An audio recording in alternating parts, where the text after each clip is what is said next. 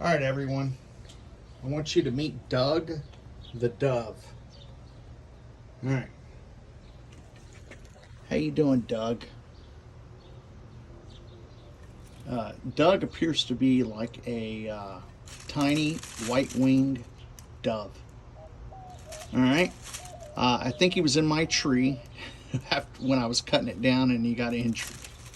Well, he appears to be getting better, but I'm gonna take care of him until he recoups fully. But he's kind of carrying his wing kind of funny. So hopefully it heals up. If not, we'll kind of make a chicken out of him or something, And he's trying to get out. He can't get out. Doug, come on, man.